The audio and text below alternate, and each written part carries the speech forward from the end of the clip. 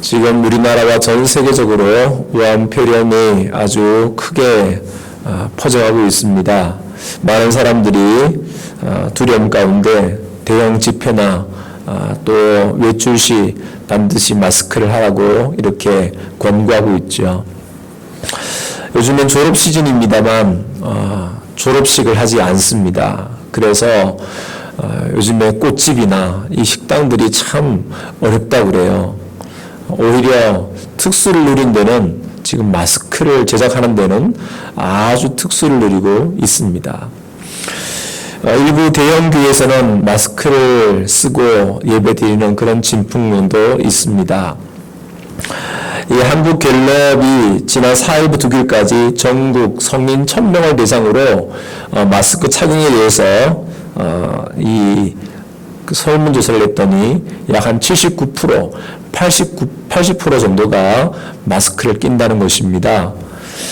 이 바이러스가 코나 입으로 침입하지 못하도록 최소한으로 자신을 보호하는 일이 마스크를 착용하는 것이라는 생각으로 이렇게 응답을 한 것이죠. 하지만 이 질병관리본부나 전문가들의 생각은 좀 다른 것 같습니다. 이 대한의사협회에서 지난 7일 날 이렇게 이야기를 했는데요. 정상 성인이 특별한 질병 없이 일상생활을 영위하거나 야외 활동을 하는 경우 반드시 마스크 착용을 할 것을 권고하지는 않는다. 이렇게 의사들이 이야기를 했습니다. 이것은 WHO나 미국 의료 예방진료본부와 같은 생각입니다. 첫 번째 확진자를 완치한 그 인천 의료원장 조승연 의사가 이 인터뷰에서 이런 말을 했어요. 이 마스크 착용에 대해서 이 기침 등 호흡기 증상이 있는 사람들이 남들에게 퍼지지 않기 위해서 착용하라는 권고사항이다. 이렇게 말을 했습니다. 그러니까 일반인들이 다 껴라는 말이 아니라 특별히 이렇게 호흡기 증상 있는 사람들, 그들이 다른 사람에게 이것이 재채기를 하거나 기침을 하면 퍼지니까 이것을 막기 위해서 그들은 반드시 마스크를 쓰라는 것이다. 이런 것이죠. 이 전문가들이 이 마스크의 효용에 대해서 우리에게 이야기하기를 우리가 생각하는 것보다 그렇게 높지가 않다는 것입니다. 왜냐하면 이 마스크를 쓰는 것은 병원에서 쓰는 그 N95라고 하는 그것을 낄 때만이 이 효과가 있는 거예요. 왜냐하면 우리가 이 바이러스는 워낙 작아서 일반 마스크한테는 다 통과가 된다는 거예요. 입자가 커서. 그래서 일반 마스크로는 그 작은 바이러스를 잡아낼 수가 없다는 거예요. 그래서 N95 마스크를 써야만이, 의료용 마스크를 써야만이 그걸 막아낼 수 있습니다. 그런데 의료용으로 이 마스크를 쓰면 몇 분만 지나도 이 숨쉬기가 아주 힘든다는 것입니다. 이게 워낙 촘촘해서 그냥 숨쉬기조차가 힘드는데 그것을 일상생활에 그걸 쓰고 다닌다? 이건 불가능하다는 거예요.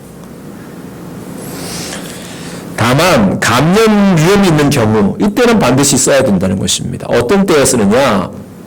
질병관리본부가 발표한 확진자 혹은 이 감염 의심자가 다녔던 그 시설, 그들이 다녔던 동선, 거기에 방문을 하는 경우 반드시 써야 된다. 또 감염 우려 지역이 공포된 그런 지역의 방문자나 거기 거주자들은 반드시 써야 한다. 또 대중교통 운전기사, 판매원, 영무원, 우체국에서 일하시는 그 집배원, 이런 대형 건물의 관리인, 이렇게 다수의 많은 사람들을 만나는 그런 직업군들은 써야 한다. 또 특별히 나이 드셔서 몸이 아프신 분들이나 어린이들, 아직 면역이 약한 아이들은 반드시 마스크를 쓰는 것이 좋다. 특별히 천식이나 또 질병이 있는 사람들, 독감, 이 폐질환 이런 것을 가진 사람들은 써야 한다라고 했습니다. 결국 이 질병관리본부에서는 마스크를 쓰는 것보다 더 중요한 것이 있는데 그것은 바로 손 씻기라고 그랬습니다. 손을 씻는 것. 하루 15회 이상, 그것도 흐르는 물에 비눗물을 넣어 20초 이상은 씻어야 된다는 것입니다. 이것이 마스크를 쓰는 것보다 더 중요한 관리다 그랬어요. 그래서 씻지 않은 손으로 음식을 만진다든지, 씻지 않은 손으로 얼굴을 만진다든지, 씻지 않은 손으로 뭔가 하면은 오히려 그것이 더 위험하다는 거예요. 특별히 마스크를 끼는 것도 씻지 않은 손으로 마스크를 잡는데 마스크 안쪽을 이렇게 잡는 경우도 있어요. 쓰다 보면은 그것이 오히려 더 위험합니다.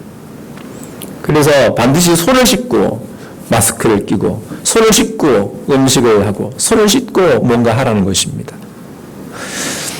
이렇게 전문가들의 설명을 종합해보면 이 무증상자의 경우 단순히 불안하다는 이유만으로 마스크를 쓰는 것은 안 해도 된다는 것입니다. 그리고 마스크가 없다고 당황할 필요도 없고 비싼 마스크 살 필요도 없다. 대신 병원이나 감염 우려가 있는 큰 장소, 그것은 피하고 특별히 손 씻는 것, 그것을 잘 해라고 권면하고 있습니다. 손 씻는 거 잘 하시면 많이 막아냅니다. 너무 우려할 필요가 없어요. 지금 이 중국 우한폐렴과 유사하게 초대교회 시대도 로마가 그때 다스렸던 시대인데 그때도 이 전염병이 아주 유행했습니다. 당시 초대교회가 이 로마에 들어왔을 때는 얼마나 많은 핍박을 받았는지 모릅니다. 왜냐하면 그 당시 교회가 성찬식을 할 때에 기독교인들은 사람의 살과 피를 먹는 집단이라고 오해가 됐습니다. 우리가 성찬식에 제가 말씀 읽으면서 이것은 주님께서 우리에게 주신 살과 피다, 이렇게 말씀을 드리잖아요. 또 성경 구절도 있습니다. 나의 살을 먹지 않고 나의 피를 마시지 않으면 너희 안에 생명이 없다 라는 주님의 말씀을 우리가 읽습니다. 그래서 사람들은 저 집단은 사람의 살과 피를 먹는 이 식인종 같은 집단이다, 사교 집단이다 라고 하는 소문이 반대자에 의해서 막 퍼졌습니다. 그래서 결국 얼마나 많은 순교자가 있었는지 모릅니다. 교회는 핍박을 받았습니다. 결국 시내에서는 살 수가 없었어요. 그래서 그들이 선택한 곳은 지하 공동묘지였습니다. 로마는 공동묘지를 땅속에다 뒀어요. 그런데 그 공동묘지가 얼마나 깊은지 완전 미로처럼 되어 있어요. 근데 기독교인들이 위에서는 살 수가 없으니까 핍박이 있어서 결국 그 땅속으로 내려갑니다. 공동묘지 속으로 들어간 거예요. 수많은 시신들이 누워있는 그 공동묘지에 들어가서 거기서 그들이 모임을 하고 거기서 예배를 드리고 거기서 생활을 합니다. 그곳을 카타콤이라 부릅니다. 자, 이러한 때에 그 무렵에 이 로마에 전염병이 돌았습니다. 수많은 사람들이 전염병으로 목숨을 잃었습니다. 그러나 그 시체가 거리에 널려있지만 아무런 손을 대지 못하는 거예요. 왜? 감염이 되니까요. 전염병은 아주 감염률이 높지 않습니까? 그래서 시신에 손을 못 댑니다. 다 두려운 거예요. 그러니까 시신은 엄청나게 쌓여있고 썩어서 냄새가 나는데 아무도 가까이 갈 수가 없었습니다. 이렇게 도시 전체가 악취가 났습니다. 그런데요, 이상한 일이 벌어졌습니다. 한밤중에 검은 옷을 입은 사람들이 나와서 그 시신을 수습하기 시작했습니다. 그리고 아침이 되면 다 사라졌어요. 하여튼 밤중 되면 검은 옷을 입은 사람들이 와서 그 썩은 냄새 나는 시신을 다 수습해서 가져가는 거예요. 사람들이 궁금했죠. 이 로마의 관리들이나 사람들이 저들이 누군가 궁금했습니다. 나중에 알아봤더니 바로 카타콤에 숨어있는 그리스도인들이었습니다. 기독교인들이. 그래서 기독교에 대한 오해가 풀리기 시작했습니다. 오히려 그들을 칭송하게 됐어요. 야, 우리 가족임에도 불구하고 그 전염병으로 죽은 사람들 손도 못 대는데 저들은 나와서 그 썩은 시체를 다 치우고 깨끗하게 하고 사람들이 감동한 거죠. 그래서 기독교를 공인하는 데 아주 큰 역할을 했었습니다. 그런데 이상한 것은 이 시신을 수습한 사람들이 한 사람도 그 전염병에 걸리지 않았다는 것입니다. 놀라운 일이죠. 성경에 기록된 대로 믿는 자에게는 이런 표적이 따르리니 무슨 독을 마실지라도 해를 받지 아니하며 라고 말씀하셨습니다. 예수 그리스도를 믿는 사람들, 그 이름을 힘입어 살아가는 사람들, 주님을 증거하는 사람들에게 주시는 주님의 놀라운 기적이었습니다. 지금도 많은 사람들이 두려워 떨면서 공포 속에 살고 있습니다. 언제 올지 모르니까, 나도 언제 당할지 모른다는 두려움이 있습니다. 아마 성도님들 중에서도 주일 예배를 참석하기를 꺼려하는 분들도 있을지도 모르겠습니다. 충분히 이해합니다. 물론 우리가 기본 수칙을 잘 지켜야 합니다. 안전이 최선이죠. 자신을 잘 보살펴야 합니다. 그래서 좀 전에 제가 말씀드린 대로 손 씻기라도 잘 하라는 것입니다. 그런데 미리 겁먹고 두려움에 떨고 있으면 그것은 기독교인의 자세가 아닙니다. 왜냐하면 우리 크리스찬들은 그 전염병으로 썩어 냄새나는 그 시체를 치우는 사람들이기 때문입니다. 기독교인들은 이럴 때일수록 다른 사람과 다른 모습을 보여줘야 합니다. 우리의 신앙의 당당함을 보여줘야 하는 것입니다. 솔로몬이 성전을 건축하고 난 다음에 이렇게 기도했습니다. 하나님이여, 세상에 전염병이 돌거든 이전에 와서 기도하면 들어주시옵소서. 세상에 전염병이 돌아서 사람들이 두려워할 때 우리가 주님 전에 나와서 기도하면 우리의 기도를 들어주시옵소서. 이제 우리는 기도할 때입니다. 그리고 하나님의 섭리를 우리가 바라볼 때입니다. 마치 다윗처럼 말입니다. 그는 이스라엘 역사상 최고의 권력과 힘을 가진 사람이었습니다. 많은 재물과 넓은 영토, 백성들로부터 온갖 찬사와 칭송을 듣는 그런 사람입니다. 그럼에도 그가 얼마나 하나님을 바라고 있는지, 얼마나 하나님의 은혜를 구하는지, 하나님의 긍휼, 하나님의 사랑을 찾는지 말로 표현할 수 없을 만큼 하나님 앞에 부르짖고 있습니다. 오늘 다윗의 고백을 잘 들어보시길 바랍니다. 이것은 이 위기의 시대에 사는 우리들의 기도이기도 합니다. 오늘 다윗은 이렇게 말하고 있습니다. 주님, 나에게 귀를 기울여 주시고 응답하여 주십시오. 주님, 나는 가난하고 궁핍한 사람입니다. 내가 온종일 주님께 부르짖습니다. 주님, 나에게 은혜를 베풀어 주십시오. 주님, 내가 진심으로 주님을 우러러봅니다. 주님의 종이의 마음을 기쁨으로 가득 채워 주십시오. 주님, 나의 기도에 귀를 기울여 주시고 나의 애원한 소리를 들어 주십시오. 한마디로 말하면 하나님의 은혜를 구하는 기도자의 모습입니다. 이 기도들은 다 하나님의 은혜를 구하는 그의 진실의 마음에서 나오는 고백이지요. 세상의 모든 것을 다 가진 사람이었음에도 불구하고 오늘 자신을 향해서 이렇게 말합니다. 나는 가난하고 궁핍하오니. 나는 가난하고 궁핍하오니. 그는 돈이 없는 사람이 아닙니다. 그는 온갖 황금, 온갖 좋은 것들 다 가진 사람입니다. 얼마나 많은 영토를 취하고 있는 사람입니까? 얼마나 높은 권세를 가진 사람입니까? 그럼에도 불구하고 나는 가난하고 궁핍한 사람이라는 것입니다. 그것은 하나님 앞에서 하나님의 은혜, 하나님의 도우심을 결정적으로 필요로 하는 사람이라는 뜻입니다. 예수님이 산상수훈에서 이렇게 말씀하셨습니다. 심령이 가난한 사람들은 복이 있나니 천국이 저들의 것입니다. 이 심령이 가난한 것은 무슨 말입니까? 그것은 남과 비교해서 좀 모자라는 가난함이 아닙니다. 저 사람은 있고 나는 없으니까 나는 참 가난하네? 그런 가난함이 아니에요. 이것은 누군가의 도움이 없이는 살아갈 수 없는 절대적인 가난함입니다. 누가 돕지 않으면 꼼짝할 수 없는 그런 가난함이에요. 오직 하나님의 도우심이 있어야만이 나는 살 수 있다고 매달리는 다윗의 고백입니다. 우리는 어떨까요? 하나님의 도우심, 하나님의 은혜가 있으면 좋고 은혜를 안 주셔도 나는 무관하다. 혹시 그렇게 생각하고 계십니까? 절대 그럴 수가 없습니다. 절대 안 되는 거예요. 하나님의 은혜가 없으면 우리는 바람에 날리는 티끌과에 불과합니다. 우리는 꺼져가는 등불이고 메마른 우물에 불과하는 존재들입니다. 구하고 또 구해야 할 것이 있다면 바로 하나님의 은혜, 하나님의 긍휼함입니다. 찾고 또 찾아야 하고 구하고 또 구해야 하는 것입니다. 나는 넉넉합니다. 나는 부족함이 없어요. 나는 아주 여유롭게 잘 살고 있습니다. 나는 조금 더 어려움이 없어요. 천만에요. 아무리 대우 같은 집에 살아도, 아무리 은혜의 돈을 많이 얻어도, 아무리 건강하셔도 우리가 구할 것은 하나님의 은혜입니다.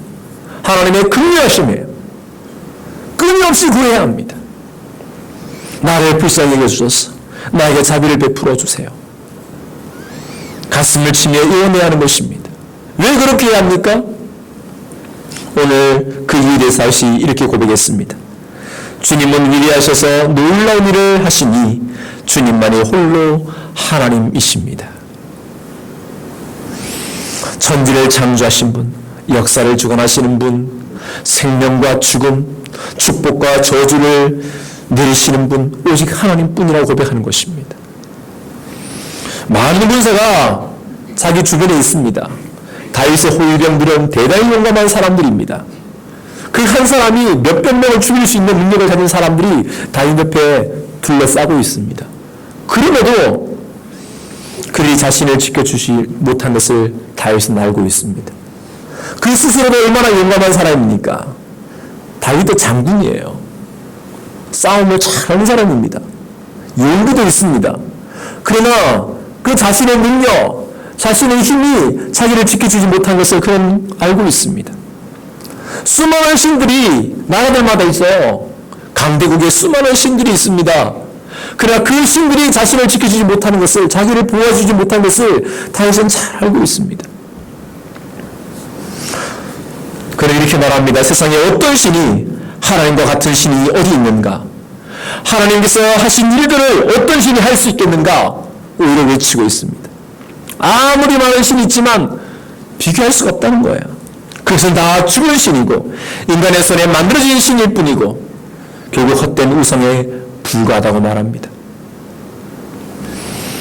기껏 해야 그 자리에 가만히 앉아서 사람들이 엎드리는 그 절을 받는 신에 불과한 거죠. 세상의 신이란 결국 사탄의 작품입니다. 그것은 사람을 유혹해서 죄를 짓게 하고 하나님 말씀에 불순종하게 만드는 것입니다. 사람들에게 공포심을 주고 모든 서로 대적하게 하고 충동질하게 하고 싸우고 분열하게 하고 이렇게 비판하게 하고 이런 것들입니다. 온 우주 만물을 지탱하게 하시는 분, 역사의 수레바퀴를 돌리시는 분, 영원부터 영원까지 통치하시는 분, 오직 하나님 외에 없습니다. 주님만이 홀로 영광을 받으실 분이십니다. 주님만이 오직 우리의 하나님이시라고 고백하는 것입니다. 그 어떤 것도 비교할 수 없는 살아계신 하나님이십니다. 이 우한 폐렴도 마찬가지입니다. 인간이 생각하기에 두려운 질병이지만 이러한 질병은 과거에도 수없이 있었습니다. 오히려 하나님을 믿는 우리들은 그 전염병 속에서도 오히려 두려움 없이 살았고 또 살고 있고 오히려 죽은 시체들을 장기 치러주는 그런 일을 했습니다. 오늘도 그 두려움을 이겨내고 주님 앞에 나와서 감사와 찬양으로 예배드리는 우리들이 아닙니까? 다윗이 이렇게 고백할 수 있었던 그 이유가 무엇입니까? 내게 향하신 주의 인자심이 크사 내 영혼을 깊은 수월에서 건져주셨기 때문이라 고백합니다. 죽음의 땅 수월, 소망도 없고 두려움만 가득한 그 수월에서 주님은 내 영혼을 건져주셨다 고백하고 있습니다. 얼마나 위대한 외침입니까? 얼마나 놀라운 고백입니까? 절망과 죽음, 소망이 없이 이제는 두려움 가운데 살게 되는 그 깊은 수월에서 하나님은 나를 건져내셨다. 나를 죽음에서 건져주셨다. 나를 저주에서 건져주셨다. 나를 질병에서 건져주셨다. 나를 고통에서, 나를 두려움에서, 나를 온갖 것으로부터 나를 건져내셨다.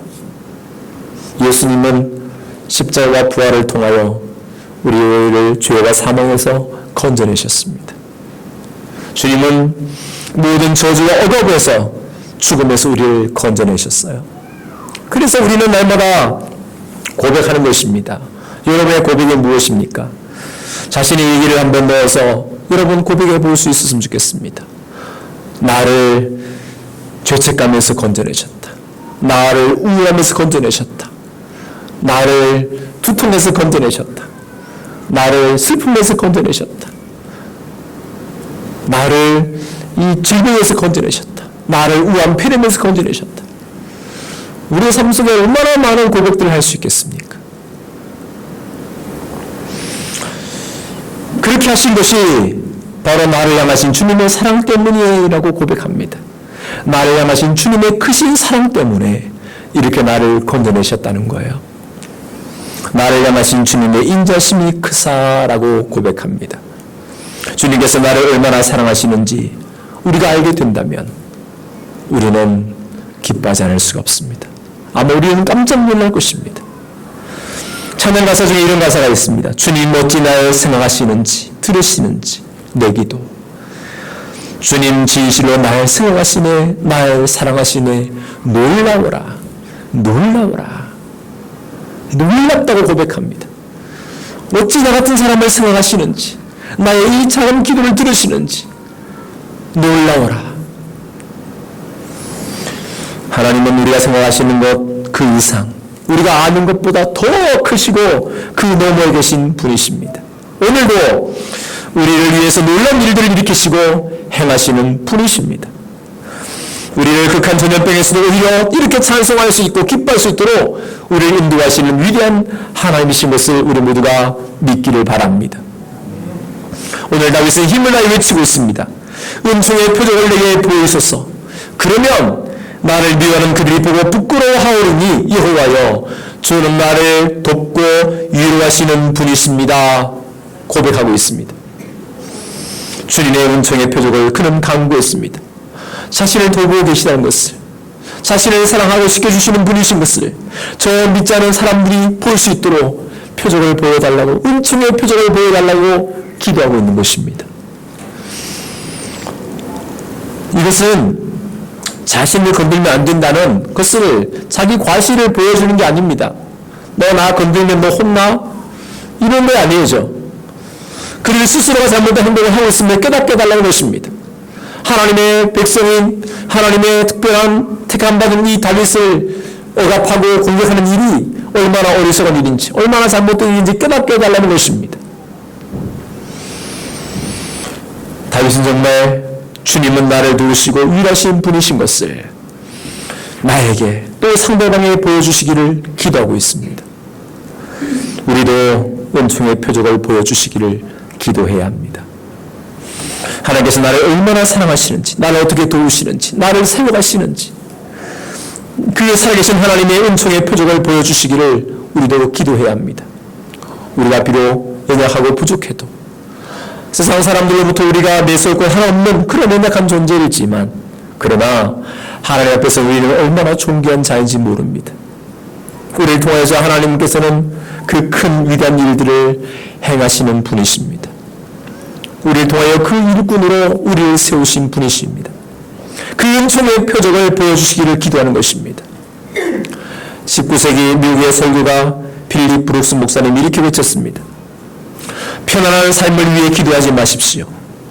보다 강한 사람이 되기를 기도하십시오. 당신의 능력에 맞는 일만 구하지 마십시오. 당신에게 주어진 임무에 맞는 능력을 달라고 기도하십시오. 그러면 당신의 일이 기적이 아니라 바로 당신이 기적이 될 것입니다. 날마다 당신은 그것을 보고 깜짝 놀라고 하나님의 은혜로 말미암아 당신에게 온 삶의 풍요 때문에 깜짝 놀랄 것입니다. 단순히 기적적인 일을 행해달라고 기도하는 것이 아니라 내가 바로 기적의 사람이 되어가는 것입니다. 저는 힘이 없으니까 조그만 일만 주세요. 그렇게 기도하지 말고 보다 강한 사람이 되기를, 그 일들을 감당할 수 있는 능력의 사람이 되어달라고 기도하라는 것입니다. 그러면 여러분 스스로가 그것을 보게 될 것이다. 하나님이 놀라신 능력을 보게 될 것이다. 깜짝 놀라게 될 것이다. 이렇게 외치고 있습니다. 나에게 주시는 하나님 위대한 일들, 은총의 표적을 보여주시기를 우리도 기도하게 된다면 우리도 이 고백처럼 놀라게 될 것입니다. 사랑하는 성도 여러분, 다윗은 하나님 앞에 이렇게 살기를 결단했습니다. 주님의 길을 가르쳐 주십시오. 내가 진심으로 따르겠습니다. 내가 마음을 모아 주님의 이름을 경외하겠습니다. 내 마음을 다하여 주님께 감사드리며 영원토록 주님의 이름에 영광을 돌리겠습니다. 이렇게 결단했어요. 그 진리를 제게 가르쳐 주십시오. 제가 전심을 다해서 따르겠습니다. 주님의 이름을 경외하겠다고, 마음을 다하여 주님에게 감사드리겠다고, 영원토록 주님의 이름을 찬송하며 영광을 돌리겠다고 우리도 결단할 수 있게 되기를 바랍니다. 오늘도 은총의 표적을 보여주시는 주님을 경험하셔서 우리 모두가 주님께 영광을 돌리는 복된 삶을 살게 되기를 간절히 바랍니다. 기도합시다. 은혜로우신 하나님, 우리가 여러 가지 일들로 인해서 두려움이 있지만 우리는 오직 주님을 두려워하며 오히려 이 땅 가운데 당당하게 맞서 싸우는 믿음의 사람인 것을 나타내게 하여 주시옵소서. 우리에게 은총의 표적을 주시옵소서. 주님의 살아계심과 역사심을 경험하며 드러낼 수 있는 하나님의 사람들이 될 수 있도록 주여 도와 주시옵소서. 정말 궁핍하고 가난한 심령이 되어 주님의 은혜 없이는 살 수 없음을 고백하며 날마다 주님 앞에 엎드리는 우리 모두가 되게 하여 주시옵소서. 예수님의 이름으로 기도드리옵나이다. 아멘.